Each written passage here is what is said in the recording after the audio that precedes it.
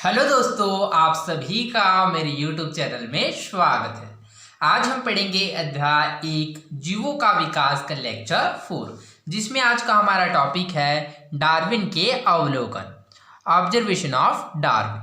Okay, तो इस topic में आगे बढ़ने से पहले चलिए हम लोग कल के जो क्वेश्चन है उसके आंसर के बारे में डिस्कस कर लेते हैं, फिर इस टॉपिक में आगे बढ़ेंगे। ओके, तो हमारा कल का क्वेश्चन क्या है, तो चलिए इसको समझते हैं। जैसे कि हम लोगों ने जाना था कि बीगल का सफ़र कब स्टार्ट हुआ, तो वह 27 दिसंबर 1831 में क्या हुआ, स्टार्ट हुआ, और कब खत्म हुआ, तो वह 2 अक्टूबर 1836 में। ओके, तो हमारा क्वेश्चन क्या था, तो हमारा क्वेश्चन यह है कि बीगल का सफ़र 27 दिसंबर 1831 से शुरू हुआ एवं 2 अक्टूबर 1836 में खत्म हुआ, तो इसमें कितना वर्ष, कितना महीना एवं कितना दिन लगा। ओके, तो यही हमको बताना है। ओके, तो चलिए इसके आंसर को समझते हैं। ओके, तो चलिए सबसे पहले यहाँ पर लिखते हैं दिन, उसके पश्चात लिखते हैं माह, माह अर्थात महीना, उसके पश्चात लिखते हैं वर्ष। ओके, इसको कैसे निकालना है, चलिए इसको समझते हैं। ओके, तो सबसे पहले कब इसका जो बीगल का जो सफ़र खत्म हो उसको पहले लिखेंगे, उसके पश्चात क्या है जब स्टार्ट हुआ उसको लिखेंगे। ओके, उसके पश्चात उसको घटा देंगे।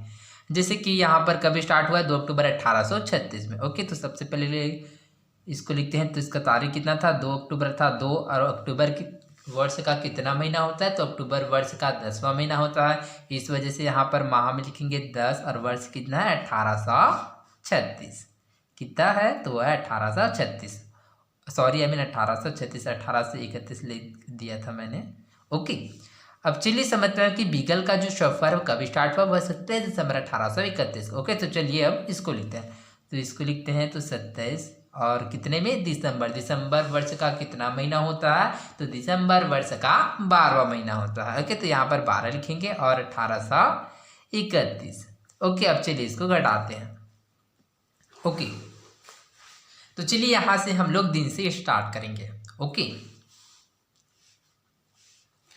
जैसे कि आप लोग देख सकते हैं यहाँ पर 2 में 7 जाएगा क्या, नहीं। ओके, तो इस स्थिति में हम लोग क्या करेंगे, जो माह है उसमें से क्या करेंगे, एक उधार लेंगे, अर्थात इसे पूरा 1 महीना उधार लेंगे। ओके, चूँकि इसमें 1 महीना उधार लेंगे तो ये कितना बन जाएगा, ये 9 बन जाएगा। ओके, चूँकि जो 10वां महीना वह कौन सा महीना है, तो वह 10वां महीना अक्टूबर महीना है। ओके, चलिए यहाँ पर डिनोट कराऊँ मैं, वो कौन सा महीना है, 10वां महीना अक्टूबर का होता है। और अक्टूबर में कितना दिन होता है, तो अक्टूबर में 31 दिन होता है। चूँकि यहाँ पर 2 दिन पहले से है तो 31 + 2 कितना हुआ, 33 होगा। ओके, तो इस प्रकार से हम लोग 2 को काट कर 33 लिखेंगे। ओके, अब चलिए इसको घटाते हैं। चूँकि 3 में 7 जाएगा क्या, नहीं, अर्थात 3 से 7 घटेगा क्या, नहीं। तो इस स्थिति में हम लोग क्या करेंगे, जो 3 है उससे 1 उधार लेंगे, तो ये 3 है वह 2 बन जाएगा और ये 3 है वह 13 बन जाएगा। ओके, अब 13 में 7 घटाएंगे तो कितना बचेगा, तो वह 6 बचेगा और 2 2 आपस में क्या हो गया, कैंसल हो गया। ओके, आई होप आप लोगों को समझ आया होगा।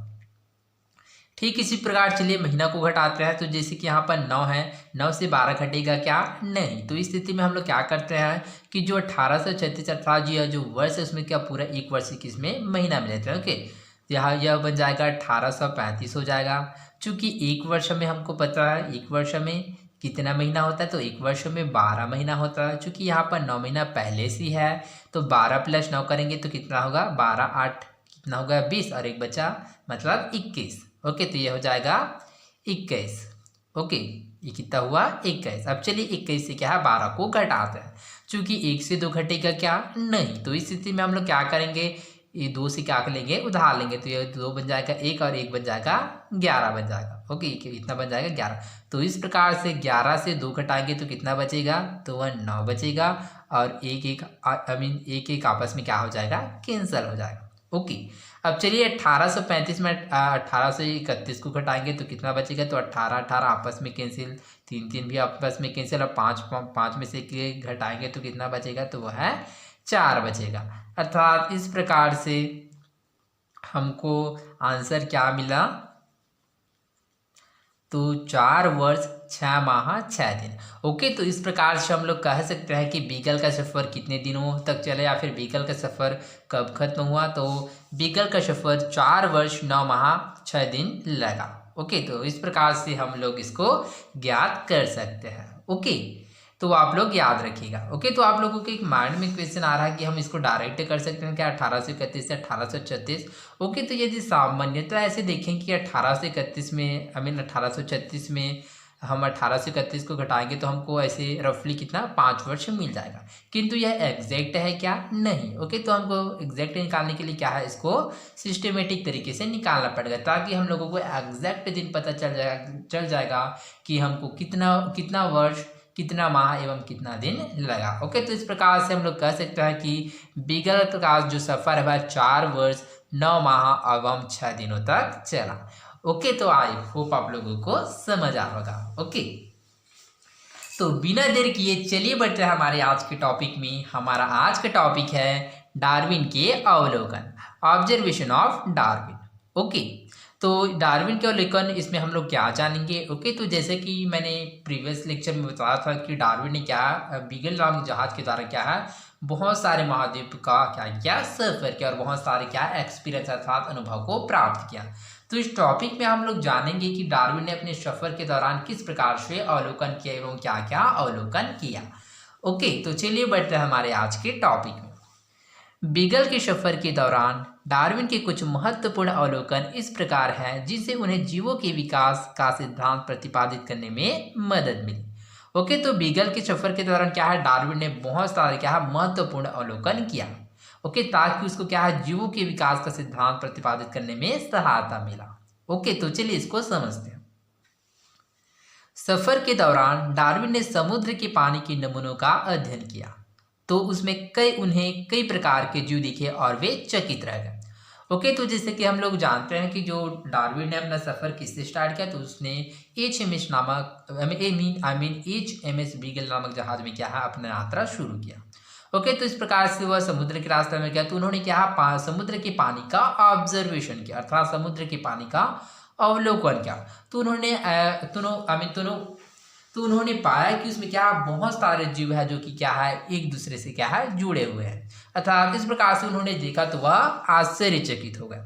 ओके, यहाँ पर उन्हें खाने व खा जाने की अद्भुत खाद्य श्रृंखला नजर आई। ओके, तो वहाँ पर उन्होंने क्या ऑब्जर्व किया कि कुछ जीव क्या करते हैं, उन जीवों का भोजन करते हैं, कुछ किसी का भोजन बनते हैं। अर्थात इस प्रकार से उन्होंने खाद्य श्रृंखला नजर आ। ओके, तो अब ये खाद्य श्रृंखला क्या होता है, तो चलिए इसको समझते हैं। तो जीवों की श्रृंखला जो भोजन के आधार पर एक दूसरे से संबंधित रहते हैं खाद्य श्रृंखला कहलाते हैं। खाद्य श्रृंखला किसे कहते हैं, तो जीवों की श्रृंखला जो भोजन के आधार पर एक दूसरे से संबंधित रहता है खाद्य श्रृंखला कहलाता है। कैसे, तो चलिए इसको एग्जाम्पल के द्वारा समझते हैं। जैसे कि चलिए हम लोग एक तालाब का उदाहरण लेते हैं। ओके, जैसे कि यहाँ पर तालाब में क्या होता है, शैवाल होता है। ओके, शैवाल जिसको आप लोग साधारण भाषा में काई के नाम से जानते हैं। शैवाल को कौन खाता है, मान ली जाए छोटे कीड़े मकोड़े। ओके, चलिए कीड़े मकोड़े कौन खाता है, कीड़े मकोड़े। ओके, तो कीड़े मकोड़े को मान ली जाए छोटी मछली खाता है, जो छोटे छोटे होते थे वो अभी छोटे छोटे होते हैं वह मछली खाता है। इसके पश्चात खाता है बड़ी मछली। ओके, उसके पश्चात क्या आता है, ओके बड़ी मछली के पश्चात आता है मनुष्य। ओके, तो यह है शैवाल से कीड़े मकोड़े से छोटी मछली से बड़ी मछली से मनुष्य। ओके, तो जैसे कि आप लोग देख सकते हैं ये जीव क्या है एक दूसरे से क्या है भोजन के अनुसार क्या है एक दूसरे से जुड़ी हुए हैं। अर्थात जो मनुष्य है वो किस पर डिपेंड है, बड़ी मछली पर, बड़ी मछली छोटी मछली पर, छोटी मछली कीड़े मकोड़े पर, एवं जो कीड़े मकोड़े है वह शैवाल पर डिपेंड है। अर्थात इस प्रकार से क्या है जीव एक दूसरे से क्या है भोजन के आधार पर संबंधित होता है। तो इस प्रकार से क्या है डार्विन ने अपने सफर के दौरान क्या है जो समुद्र की पानी की जो नमूने का अध्ययन किया, तो इस प्रकार से उन्होंने खाद्य श्रृंखला नजर आ। ऐसा ही उन्हें दक्षिण अमेरिका के जंगलों व पहाड़ों पर तरह तरह के जीवों के बीच भी दिखाया गया। ठीक इसी प्रकार से जब वो दक्षिण अमेरिका के जंगल गया एवं उसके पहाड़ गया तो उस ऐसे ही इसी प्रकार से क्या उन्होंने खाद्य श्रृंखला नजर आया कि जितने भी जीव होता है वह एक दूसरे से जुड़े हुए होते हैं। ओके, उनके मन में आता रहा हर तरफ संघर्ष है, मरो या मारो। ओके, तो इस प्रकार से उसके मन में आया कि हर तरफ संघर्ष है, मरो या मारो। ओके, तो डार्विन ने ऐसा वर्ड्स अर्थात ऐसा सेंटेंस क्यों यूज़ किया होगा, तो चलिए इसको समझते हैं। जैसे कि इस खाद्य श्रृंखला में हम लोग समझ सकते हैं कि जितने भी जीव है क्या एक दूसरे से डिपेंडेंट है। ओके, मनुष्य बड़ी मछली पर, बड़ी मछली छोटी मछली पर, छोटी मछली कीड़े मकोड़े पर और कीड़े मकोड़े शैवाल पर। अर्थात पृथ्वी पर जितने भी जीव है क्या है पूरे विश्व में वो सभी एक दूसरे से क्या है खाद्य श्रृंखला एवं खाद्य जाल के द्वारा जुड़े हुए हैं, जिस वजह से क्या होता है जितने भी जीव है एक दूसरे से भोजन के आधार पर जुड़े हुए होते आई मीन ओके। तो इसमें क्या होता है कुछ जीव क्या हो जाता है मर जाता है और कुछ जीव क्या होता है जीवित होता है। जैसे कि सवाल को किसने, जैसे कि कीड़े मकोड़े को किसने खा दिया छोटे मछली, तो इसमें क्या होगा छोटे कीड़े मकोड़े क्या होगा वह समाप्त हो जाएंगे। ठीक इसी प्रकार बड़ी मछली छोटी मछली खाएगा तो छोटी मछली समाप्त हो जाएगा। इसी वजह से मनुष्य यदि बड़ी मछली को खाएगा तो क्या बड़ी मछली समाप्त हो जाएगा। अर्थात इस प्रकार से क्या होता है यह जो प्रोसेस है वह चलता है। तो इस प्रकार से डार्विन ने यह सेंटेंस यूज किया है कि हर तरफ संघर्ष है, मरो या मारो। ओके, जो बच सकता है वही बच रहा है। ओके, तो जो बच सकता है वही बच रहा है। शायद भौगोलिक जरूरत के अनुसार जो ढल गया वही जीव बच जाता है। ओके, तो इस प्रकार से क्या है जो अंत में जो जीव बचता है जैसे कि यहाँ पर मनुष्य वही क्या है अपने परिवेश में अनुकूलित हो पाता है। क्यों? क्योंकि जैसे कि हम लोग इस खाद्य श्रृंखला के माध्यम से समझ सकते हो कि जितने भी जीव है एक दूसरे से कनेक्टेड अर्थात एक दूसरे से जुड़े हुए हैं। ओके, तो अंत में कौन बचता है मनुष्य। अर्थात इस प्रकार से यह प्रोसेस आगे चलता रहता है। उष्णकटिबंधीय जंगलों की कई विविध प्रकार के प्राणियों और उनके आवास का अवलोकन डार्विन ने पहली बार किया था। ओके, तो डार्विन ने क्या है जो उष्णकटिबंधीय जंगल है उसमें क्या विभिन्न प्रकार की प्राणी अर्थात विभिन्न प्रकार के जीव एवं किस प्रकार से रहता है का उसका अवलोकन पहली बार किया था। ओके,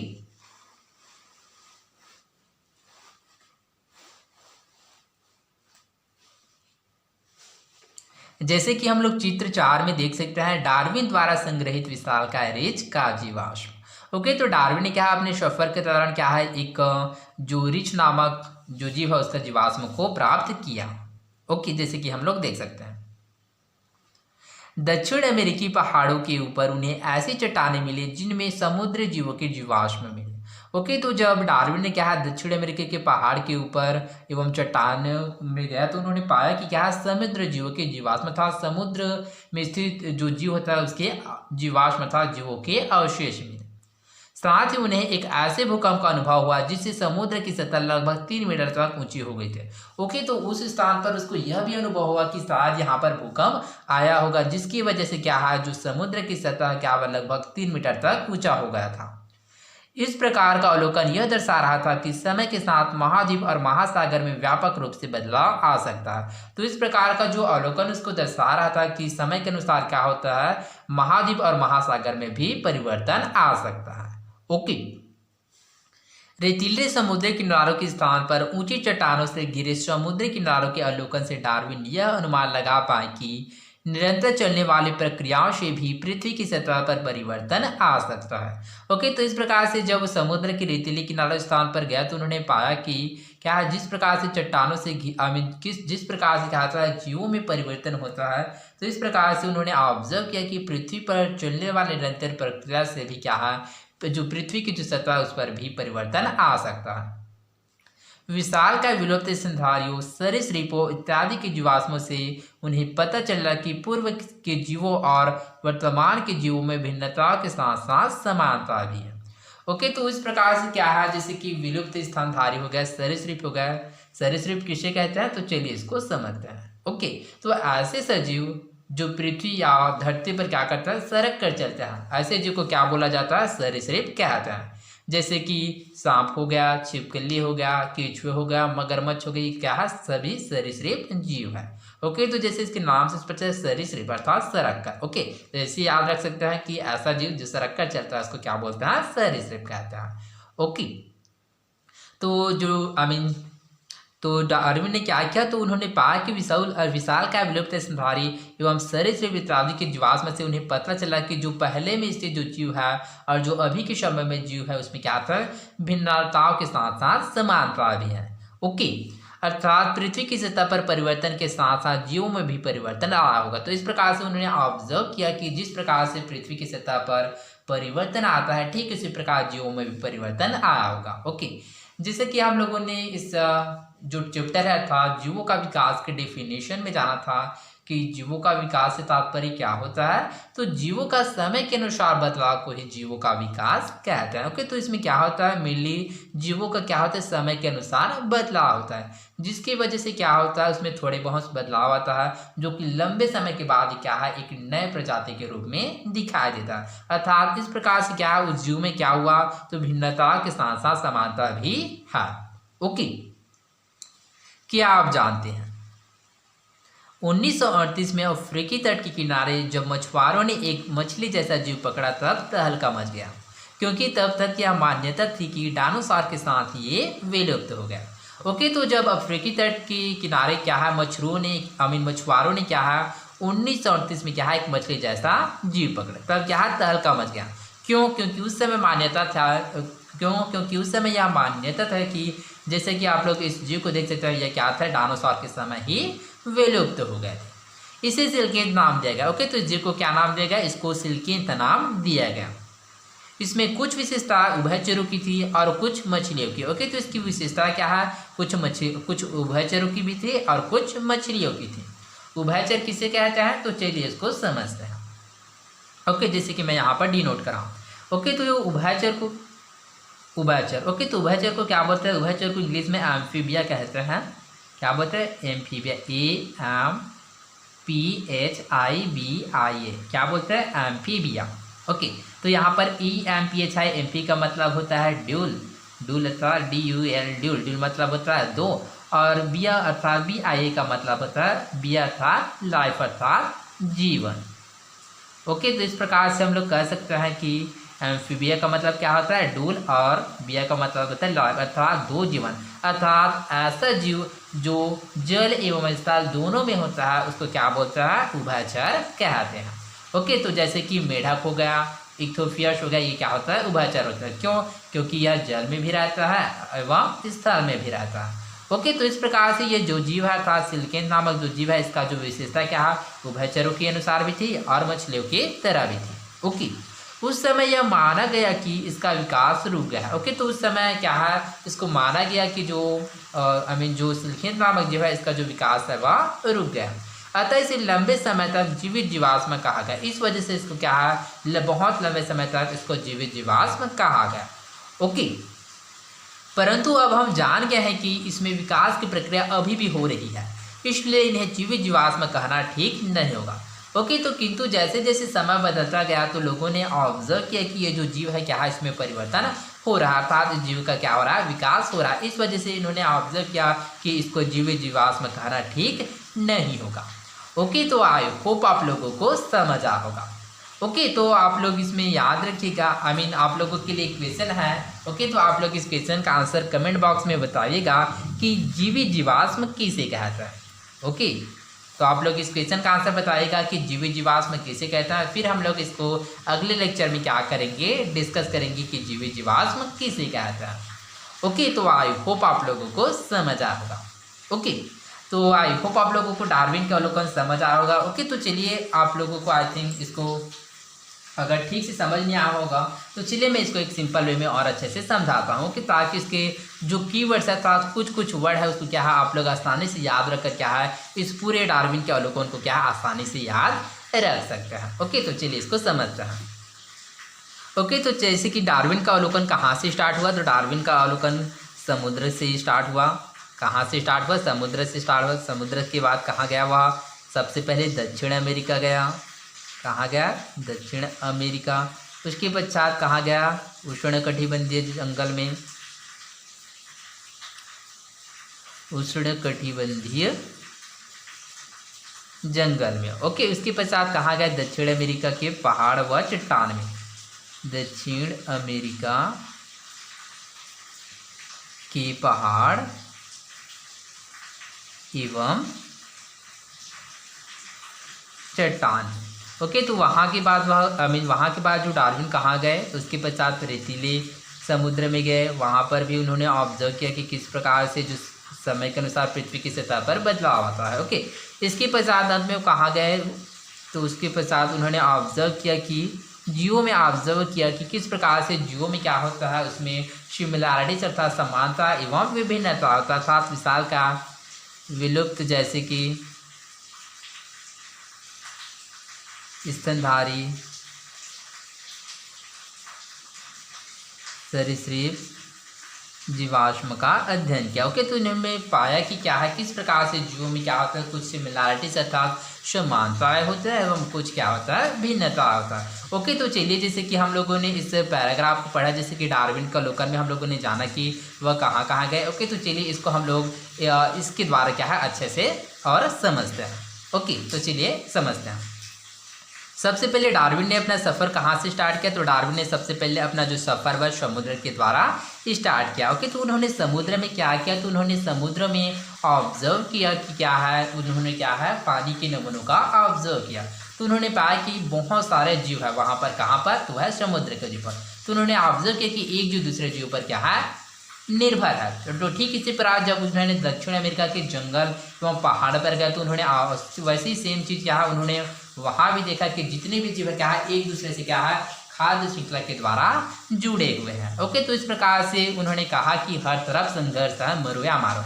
ऐसा उसने क्यों कहा, क्योंकि खाद्य श्रृंखला के द्वारा क्या है जो जीव है वह क्या है अपने अनुसार एक दूसरे के द्वारा जुड़े हुए होते हैं, जिसके द्वारा कुछ जीव मर जाता है, कुछ जीव क्या हो जाता है, जिंदा रहता है। इस वजह से उन्होंने कहा मरो या मारो। उसके पश्चात वह कहाँ गया, उसके पश्चात उष्णकटिबंधीय जंगल में गया।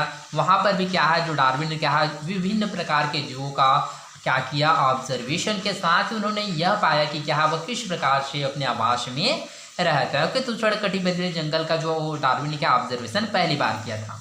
उसके पश्चात वह दक्षिण अमेरिका के पहाड़ एवं चट्टान में गया। तो उन्होंने वहाँ पर क्या बहुत सारे जीवों का क्या पाया, जो समुद्री जीव का जीवाश्म पाया। तो इस प्रकार से उन्होंने क्या किया, ऑब्जर्व अर्थात अवलोकन किया कि क्या है शायद या क्या है कुछ समय पहले यहाँ पर भूकंप आया होगा, जिसकी वजह से क्या है जो समुद्र का जो लेवल है वह लगभग 3 मीटर ऊपर आ गया होगा, जिसकी वजह से क्या है जो जीव है क्या है वह ऊपर आ गया, जिसकी वजह से क्या है उसका जो जीवाश्म है वहाँ पर उपस्थित है।